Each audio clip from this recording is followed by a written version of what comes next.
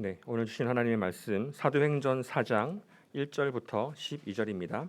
사도행전 4장 1절로 12절입니다. 네, 찾으시면 저와 여러분 한 절씩 교독하시고 마지막 절은 같이 읽도록 하겠습니다. 사도행전 4장 1절입니다. 사도들이 백성에게 말할 때에 제사장들과 성전 맡은 자와 사두개인들이 이르러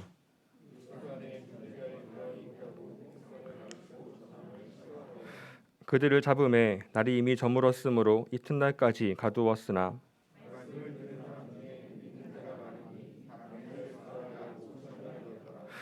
이튿날 관리들과 장로들과 서기관들이 예루살렘에 모였는데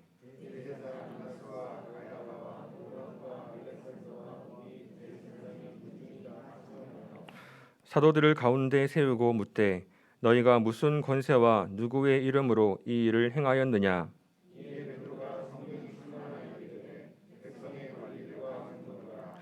만일 병자에게 행한 착한 일에 대하여 이 사람이 어떻게 구원을 받았느냐고 오늘 우리에게 질문한다면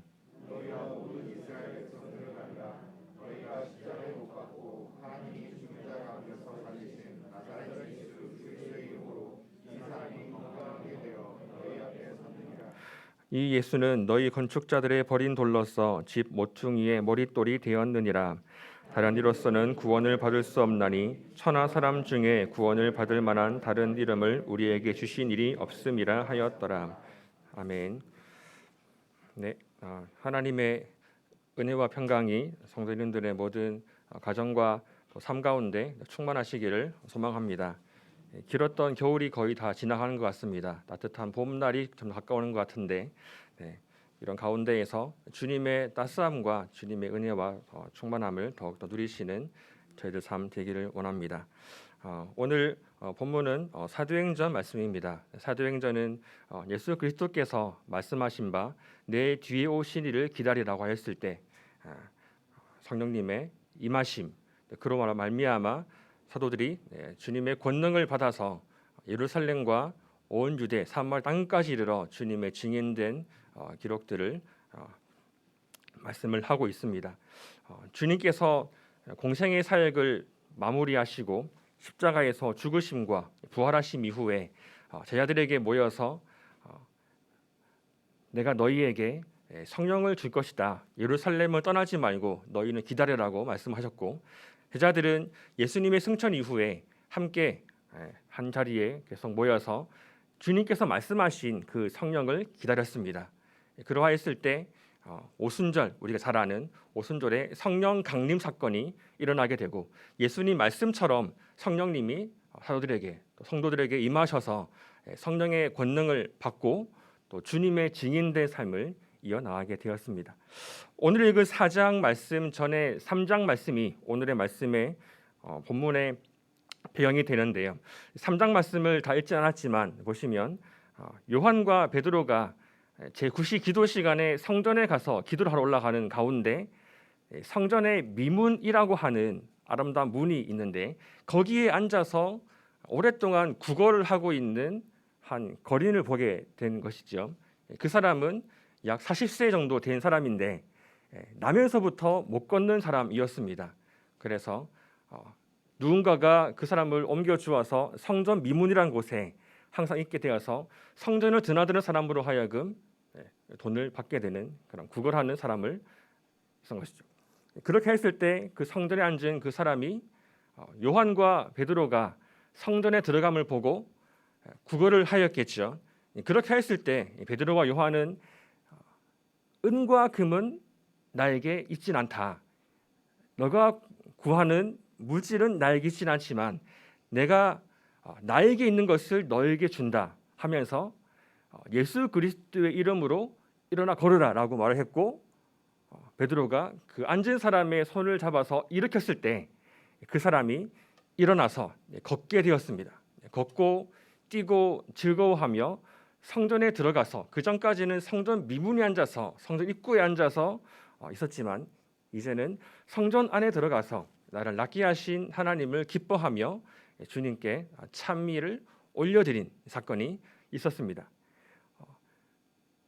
워낙 유명한 사람이기 때문에 저 40세가 되었고 어려서부터 태어날 때부터 안진뱅이 못 걷는 사람이었기 때문에 항상 오랜 시간 동안 성전 민문에 앉아서 사람들에게 구걸을 하였습니다. 그러하기 때문에 예루살렘뿐만 아니라 많은 사람들이 그 사람의 존재를 알았을 것입니다. 태어날 때부터 못 걷는 사람이었고 항상 거기서 구걸하는 자들하고 알고 있었습니다. 그런 사람이 고침받았다. 사도들의 권능으로 말미암아 그 사람들이 걷게 되었다. 하나님을 찬미하는 모습을 예루살렘의 모든 사람들이 다 알게 된 것이죠. 그렇게 해서 많은 사람들이 그 사람이 있는 성전, 지금 그 사람이 찬미를 올려드리고 있고 걷고 뛰고 있고 하나님을 높여 찬송하는 그 현장 가운데 많은 사람들이 몰려오게 되었습니다. 그렇게 하면서 그 사람을 고친 베드로, 요한을 주목하게 되었죠. 그래서 많은 군중들이 베드로와 요한을 붙잡아 두고 베드로와 요한을 이렇게 중간에 세웠습니다. 그렇게 했을 때 베드로와 요한은 우리를 주목하지 말라. 나의 권능으로 나의 능력으로 이 사람이 낫게 된 것이 아니다. 그렇게 하면서 이 사람이 낫게 된 것은 바로 예수 그리스도의 이름으로 예수 그리스도를 믿는 믿음으로 말미암아 낫게 된 것이다 라고 하면서 예수 그리스도의 복음을 많은 사람들에게 증거하였습니다. 하나님이 예수님을 거룩하게 영화롭게 하셨고 이 땅에 보내셔서 너희에게 백성들에게 진정한 하나님 나라의 복을 전해 주었는데 바로 너희들 이스라엘 백성들은 그 하나님이 보내신 영광스러운 예수 그리스도를 잡아 죽였다라고 얘기를 했고요. 빌라도는 개인적으로 예수님을 놓아 주기를 바랬습니다. 그런데 이스라엘 백성들이 그것을 거부를 했죠. 예수님 놓아 주지 말고 그를 십자가에 못 박혀 죽이십시오라고 했고 그 대신에 강도 바야바라는 강도를 대신 놓아 주기를 강구했습니다. 바로 너희가 잡아 죽인 예수 그리스도를 하나님이 권능으로 다시 살리셨다. 다시금 부활시켰다고 말씀을 하시면서 예수 그리스도의 그 능력, 부활의 권능으로 말미암아 이 사람이 낫게 된 것이라고 이야기를 했습니다. 많은 사람들이 그 이야기를 듣고 예수님의 권능을 알게 되었고 하나님께서 예전에 구약의 선지자들이 계속적으로 말한 오시리라 한 그분이 바로 예수님이심을 알게 되었습니다. 베드로와 요한은 구약의 말씀을 인용하면서 모세가 말했고 많은 선지자들이 말한 내가 보낼 바로 그 분이 바로 예수님이심을 증거를 한 것입니다. 그 구약에서 말한 예수 그리스도, 구약에서 말한 구원자가 이 땅에 오셨고 근데 그분을 우리가 죽인 것에 대해서 엄청난 죄책감을 갖게 되고 회개의 마음을 가지게 된 것이죠. 이런 배경하에서 오늘의 말씀이 이어집니다. 많은 사람들이 지금 성전에 모여 있고 행각 가운데 많이 모여 있는 가운데 있습니다. 그러한 가운데 성전 지도자들 오늘 4장 1절 보시면 제사장들, 성전 맡은 자, 사두개인들이 그곳 가운데 오게 된 것이죠. 함께해서 베드로와 요한이 했던 그런 예수 그리스도의 복음을 다 들었을 것입니다. 예수님의 죽으심 그리고 부활하심 그리고 예수님으로 말미암아 이 사람이 낫게 되었다는 것을 이 제사장들과 성전 맡은 자, 사두개인들이 다 들었을 것입니다. 그렇게 했을 때 이 성전 지도자들, 영적 지도자들은 사도들이 전하는 예수 그리스도의 복음을 싫어했다라고 말씀을 하고 있죠. 예수 안에 죽은 자의 부활이 있다고 백성을 가르치고 전함을 싫어해서 3절에 보시면 그들을 잡았다라고 말씀하고 있고 날이 저물었으므로 이튿날까지 가두었다라고 말씀을 하고 있습니다. 그런데 그 말씀을 들은 많은 사람들 가운데 남자만 5,000명 정도 되는 사람들이 예수 그리스도를 믿었다라고 기록을 하고 있죠. 그리고 이튿날 다시금 이 성전의 관리들 또 장로들 종교 지도자들이 다 함께 모여서 이 베드로와 요한에 대한 신문을 하는 것을 볼 수 있습니다. 그들을 중간에 세우고요. 그리고 6절에 보시면 대사장 안나스, 가야바, 요한, 알렉산더, 대사장의 문중들, 즉 그 당시 이스라엘을 주관하는 유대교의 모든 정치, 종교 지도자들을 다 불러 모아서 베드로와 요한을 중간에 세우고 신문을 하는 것입니다. 어떻게 신문했습니까? 7절의 말씀 이렇게 나와 있습니다. 사도들을 가운데 세우고 묻되 너희가 무슨 권세와 누구의 이름으로 이 일을 행했느냐라고 질문을 하였죠. 그렇게 했을 때 베드로가 성령의 충만함으로써 다시금 그것을 잘 풀어 이야기를 했습니다. 이 병자에 대해서 낫게 된 것이 바로 10절 말씀에서처럼 너희가 십자가에 못 박고 하나님이 죽은 자 가운데서 살리신 나사렛 예수 그리스도의 이름으로 이 사람이 건강하게 되어 너희 앞에 서 있다. 그렇게 하면서 이 예수는 너희 건축자들의 버린 돌로서 집 모퉁이의 머릿돌이 되었다라고 말씀을 하고 있습니다. 11절에 건축자들의 버린 돌로서 집 모퉁이의 머릿돌이 되었다라는 말씀은 구약의 시편에서 이미 말씀하신 것을 인용한 말씀인데요. 우리가 시편 118편을 한번 같이 보도록 하겠습니다. 시편 118편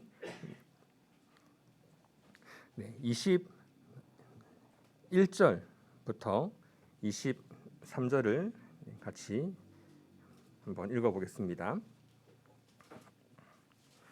시편 118편 21절로 23절입니다. 시작. 주께서 내게 응답하시고 나의 구원이 되셨으니 내가 주께 감사하리이다. 건축자의 버린 돌이 집 모퉁이의 머릿돌이 되었나니 이는 여호와께서 행하신 것이요 우리 눈에 기이한 바로다. 네, 아멘. 네, 건축자들이 버린 돌이 집 모퉁이의 머릿돌이 되었다. 것입니다. 네, 성전, 저 하나님의 집, 성전이죠. 성전의 핵심은 예수 그리스도이십니다. 하나님이 왕이시며 예수 그리스도가 성전, 교회의 머리 되십니다. 그런데 건축자들은 이스라엘 사람들은 가장 핵심이 되어야 할 예수 그리스도라는 그런 돌을 갖다 버린 것이죠. 갖다 버렸습니다. 그러하면서 어떤 자기들의 욕심과 욕망과 세상의 권력으로 가득 찬 그런 성전을 그들 나름대로의 성전을 만들었던 것이죠. 그렇지만 하나님께서 너희들이 버린 이스라엘 백성들이 버렸던 그 예수 그리스도를 세우셔서 건축의 가장 핵심이 되는 머릿돌, 모퉁이 돌로 세우시고 예수 그리스도로 말미암아 완전한 하나님의 성전을 세워 가실 것을 말씀을 하고 있습니다. 구약에서 인용한 말씀이 이렇게 사도행전을 통해서 이루어진 것을 우리가 볼 수 있습니다. 그러하면서 12절에 다른 사람으로서는 구원을 받을 수 없다. 천하 사람 중에 구원받을 만한 다른 이름을 우리에게 주신 일이 없습니다라고 담대하게 선포를 하였습니다. 그리고 오늘 읽지는 않았지만 13절부터 22절 말씀의 내용들은 베드로와 요한 사도가 담대하게 얘기를 하고 또한 이 베드로와 요한 사도가 이전에 예수님과 함께 있었던 것을 그들이 알았고요.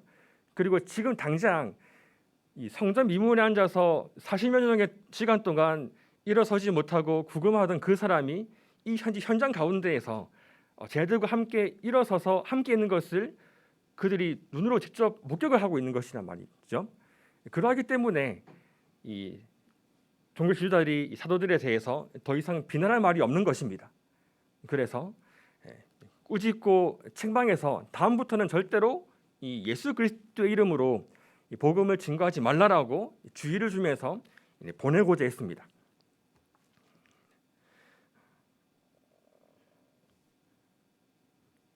다시는 예수님의 이름으로 이 이야기를 하지 말라. 다시는 예수 그리스도의 이름으로 복음을 증거하지 말라라고 종교 지도자들이 사도들한테 이야기를 한 것이죠. 그렇게 했을 때 베드로와 요한 사도의 고백이 19절부터 20절까지 나옵니다. 이렇게 얘기했습니다. 베드로 요한 대답하여 이르되 하나님 앞에서 너희 말을 듣는 것이 하나님 말씀을 듣는 것보다 옳은가 판단하라. 우리는 보고 들은 것을 말하지 아니할 수 없다라고 이야기를 했습니다. 그렇게 해서 어떠한 방법을 찾지 못한 동시자들은 그를 다시금 주의를 하고 내어 보낸 것이지요. 우리가 이 말씀을 통해서 생각해 볼 수 있는 부분들,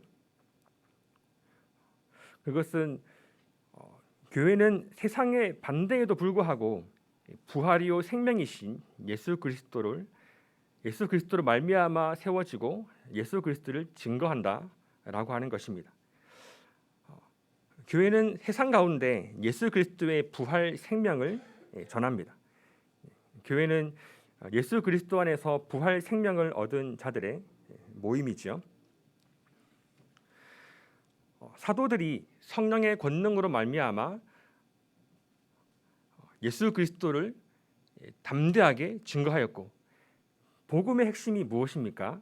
바로 예수 그리스도의 죽으심과 예수 그리스도의 부활하심, 또한 그 예수님의 죽으심과 부활하심을 믿을 때 주어지는 예수 그리스도와의 연합, 그러하기 때문에 예수 그리스도의 죽음이 곧 나의 죽음이 되어서 나의 모든 죄의 문제들이 속죄함 받게 되고, 예수 그리스도와 연합하게 됨으로써 예수님의 부활하심이 나의 부활이 되어서 하나님의 영광스러운 자리 가운데 영원토록 주님의 복락을 누리며 살게 된다는 이 놀라운 복음의 사실입니다. 사도들은 이 예수 그리스도의 죽으심과 부활하심을 직접 눈으로 목격하고 함께했던 예수님의 증인이었습니다. 저희 또한 마찬가지입니다. 우리가 직접 눈으로 예수님의 부활하심, 십자가의 죽으심을 보지 못하였지만 우리는 하나님의 그 실질적인 그 사건, 예수 그리스도의 십자가 사건, 죽으심과 부활 사건은 우리가 믿음의 눈으로 그것을 보고 우리의 사실로 받아들이고, 또 그러하기 때문에 예수 그리스도로 말미암는 진정한 구원이 우리 가운데 실질적으로 이루어진 것입니다. 바로 우리가 예수 그리스도의 죽으심과 부활하심의 바로 증인인 것이지요. 우리가 듣고 받고 보고 배운 바 예수 그리스도의 복음으로 말미암아 우리가 영원한 생명을 얻게 되었고, 그뿐만 아니라 예수 그리스도의 지체가 되어서 교회 공동체 안에서 함께 자라가고, 이러한 사실이 바로 우리가 예수 그리스도의 죽으심과 부활하심의 바로 증거라는 것입니다. 또한 교회는 세상에 저항이 있을지라도 믿음으로 성장합니다. 오늘 4절 말씀 보시면 말씀을 들은 사람 중에 믿는 자가 많았다. 남자의 수가 5,000명이나 되었다라고 말씀하고 있습니다. 남자의 수만 5,000명이기 때문에 여성분들과 어린 아이들까지 다 포함하면은 훨씬 더 많은 숫자가 되겠습니다. 종교 지도자들은 2, 3절의 말씀처럼 사도들이 전한 복음을 싫어했고 그들을 잡았습니다. 그들을 가두었습니다. 그렇지만 하나님의 말씀, 예수 그리스도의 복음은 갇히지 않고 가둬두지 않고 더욱더 편만하게 전해진 복음이 능력으로 나타난 것을 볼 수 있습니다. 그러하기 때문에 그 말씀으로 말미암아 주 예수 그리스도의 복음으로 말미암아 믿는 자의 수가 더욱더 많아지게 된 것입니다. 예수님께서 저희들을 세상 가운데 빛과 소금으로 부르셨다라고 말씀을 하고 있습니다. 산 위에 있는 동네가 그 빛을 세상이 볼 수 있고, 이 빛이 어떤 상 밑에 있어서 감추어지는 것이 아니라 상 위에 두어서 많은 사람들이 볼 수 있게 하듯이 우리 개개인, 우리 교회가 그러한 존재가 되었다라고 하는 것입니다. 우리 스스로의 능력과 우리 스스로의 의와 우리 스스로의 노력으로 의를 이룬 것이 아니라 예수 그리스도께서 우리를 위해서 죽으시고 부활하심, 주님께서 세상의 빛 되심, 그 주님이 우리 가운데 함께 하심으로 말미암아 우리가 그 예수님의 복을, 예수님의 그 빛을 증거할 수 있는 자가 되었다라고 말씀을 하는 것입니다. 우리 가운데 그 주신 그 주님의 은혜와 진리가 세상 가운데 밝히 증거되고 나타나고 더 퍼져갈 것을 믿습니다. 우리의 삶으로 또한 우리의 입술로 예수 그리스도의 죽으심과 부활하심, 주님의 그 능력, 그 복음이 담대하게 증거될 줄 믿습니다. 네, 교회는 예수 그리스도의 복음을 전하고 세상은 그 복음에 반응을 합니다. 오늘 말씀 보시면 사도들이 많은 백성들에게 복음을 증거했었을 때 그 증거한 복음으로 말미암아 예수님을 받아들이고 영접한 사람들, 예수 믿는 사람이 있었던 반면 사도들이 전하는 그 복음을 거부하고 오히려 사도들에게 핍박을 가하는 부류가 있음을 보게 됩니다. 중요한 것은 세상 가운데 무엇이 바른 진리인지, 어떤 것이 길인지, 무엇이 참 생명인지 분명하고 명확하게 전파하고 증거하는 것입니다.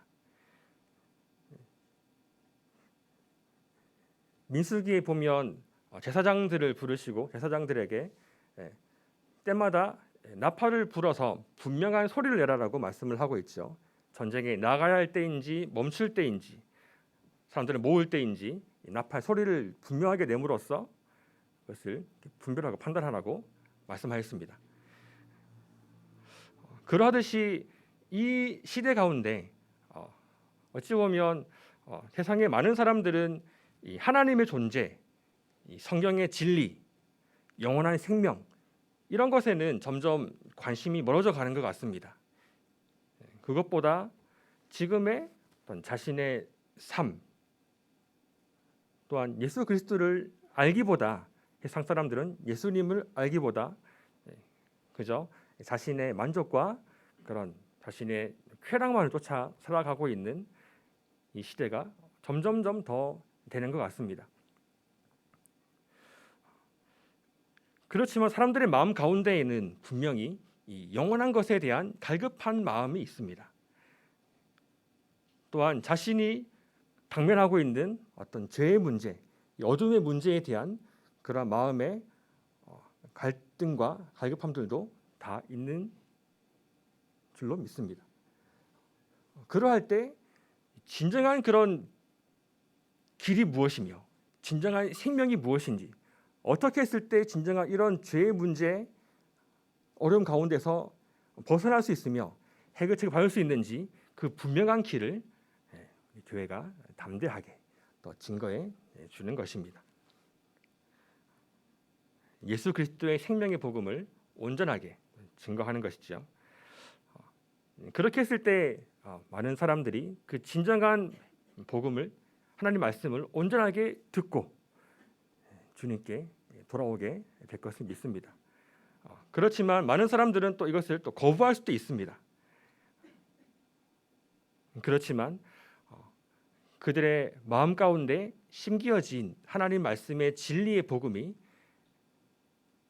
하나님의 때, 하나님의 방법으로 또한 열매가 맺히게 될 것 또한 우리가 믿습니다.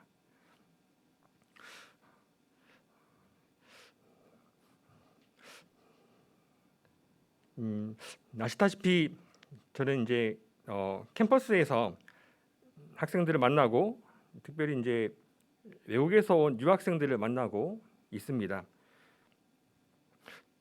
최근에 감사한 것은 점점 코로나가 완화가 되고 하면서 이제 온라인 수업에서 대면 수업으로 바뀌어지게 되고 그렇게 해서 캠퍼스에 학생들이 더 많이 오게 되었습니다. 학생들을 만나고 그리고 잠깐의 그런 교제의 시간들을 통하고 예수 그리스도의 핵심적인 복음의 내용들을 이렇게 이야기해 주었을 때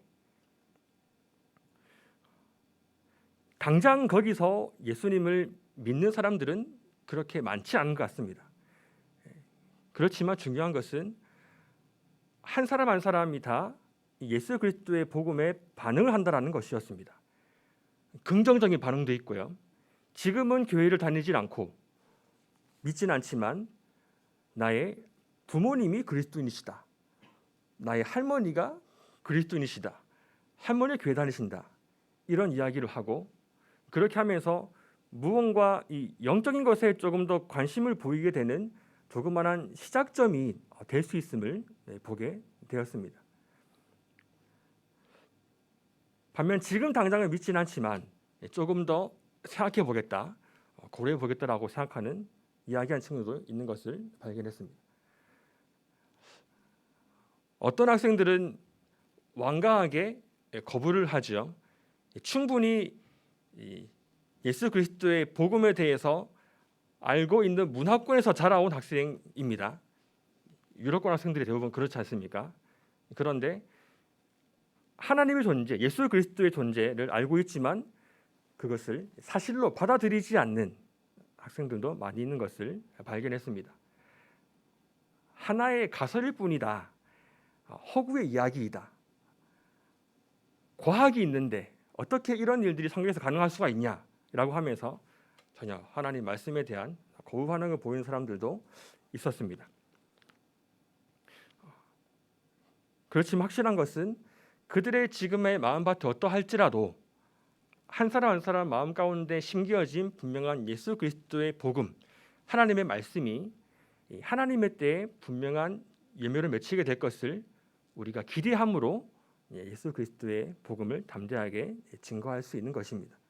우리의 힘과 우리의 능력으로 예수 그리스도의 복음을 증거하는 것이 아니라 하나님 말씀의 능력이 있기에 우리가 하나님 말씀에 의지하여서 그 복음을 우리가 증거할 수 있습니다.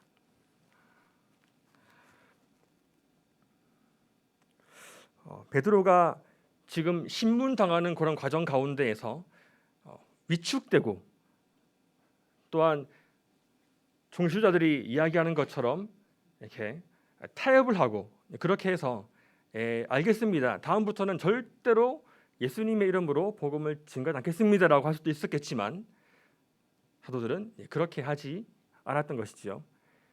분명한 확신 가운데 있었습니다. 왜냐하면 그들은 예수 그리스도의 십자가의 죽으심과 부활하심을 분명히 목격하였고 예수님이 말씀하신 그 성령 하나님, 내가 이후에 보내주실 그 성령 하나님을 직접 체험하였고 그 권능이 함께하였기에 분명한 이 예수 그리스도의 증인으로 분명히 서 있었습니다.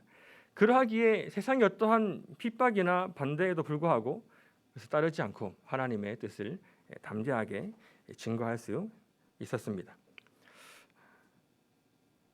그러하기에 교회는 성령의 충만함으로 세상 가운데 예수 그리스도의 복음을 증거합니다.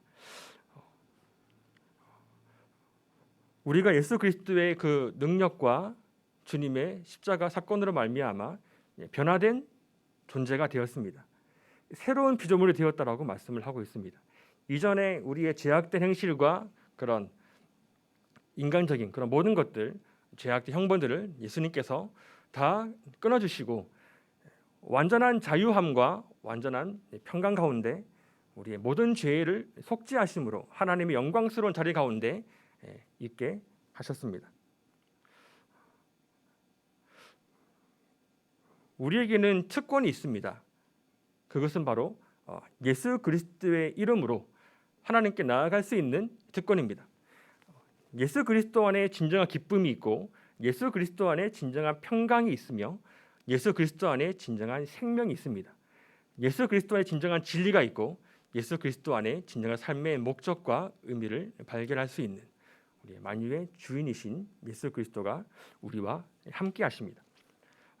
그 예수 그리스도로 말미암아 우리가 완전한 변화된 또 삶을 살게 되고 존재 자체가 바뀌게 된 것이죠. 그러하기에 예수 그리스도의 이름으로 우리의 능력과 우리의 노력과 우리의 어떤 것이 아닌 예수 그리스도의 것으로 하나님께 나아갈 수 있고 하나님 안에 있는 그런 모든 신령한 복들을 누릴 수 있는 존재가 되었습니다. 우리의 모임, 성도들의 모임인 교회가 또한 그러합니다. 우리의 삶 속에서 우리에게 주신 그런 하나님의 신령한 복들을 충만하게 누리며 날마다 주님께 나아가는 삶이 되어지기 원합니다. 세상 가운데 살아간다는 것, 또는 학생으로서, 또한 직장에서, 또한 가정에서 살아간다는 것이 좀 녹록지 않은 부분인 것 같습니다. 세상 자체가 하나님을 인정하고 하나님을 향하는 그런 곳이기보다 오히려 하나님을 대척하는 그런 곳에 있는 부분들이 많이 있기에 우리의 믿음을 지켜나가면서 우리 삶의 현장들을 살아간다는 것이 마치 연화가 물길을 거슬러 올라가는 것과 같은 어려움일 수 있습니다. 그러하지만 우리의 마음 가운데 중심을 주님께서 아시고 또 우리의 힘과 우리의 노력과 우리 어떤 것으로 이 믿음을 지켜나가는 것이 아닌 우리 안에 살아 역사하시는 성삼위 하나님께서 우리를 붙들고 계시고 우리와 함께 하시며 예수 그리스도의 그 사랑으로 우리가 뿌리 받고 터가 굳어져서 하나님의 그런 모든 충만하신 것으로 충만케 하시는 그 충만을 우리가 누릴 수 있는 존재가 되었기에 우리가 예수 그리스도의 것으로 세상 가운데 우리의 삶의 자리 가운데에서 승리할 수 있을 줄 믿습니다. 주님을 의지하는 가운데 예수 그리스도 이름으로 하나님께 간구하며 기도로 하나님께 나아가며 기도로 하나님의 모든 충만하신 것을 구하고 성령의 능력을 힘입어서 우리의 삶의 모든 부분 삶의 현장 가운데 주님과 동행하며 나아가는 삶이 되어지기 원합니다. 다른 이로서는 구원을 받을 수 없나니 천하 사람 중에 구원받을 만한 다른 이름을 우리에게 주신 일이 없습니다. 우리에게 진정한 구원을 허락하여 주시고 예수 그리스도로 말미암아 우리의 모든 죄의 문제 해결하여 주시고 영원한 생명 주신 하나님께 모든 영광과 찬송을 올려드리며 우리의 모든 삶을 통하여서 끝까지 주님 안에서 예수 그리스도 안에서 주 예수 그리스도의 이름으로 우리의 모든 삶을 담대하게 나아가며 승리하시는 저와 여러분 되시기를 소망합니다. 이 시간 같이 찬양하겠습니다. 찬송가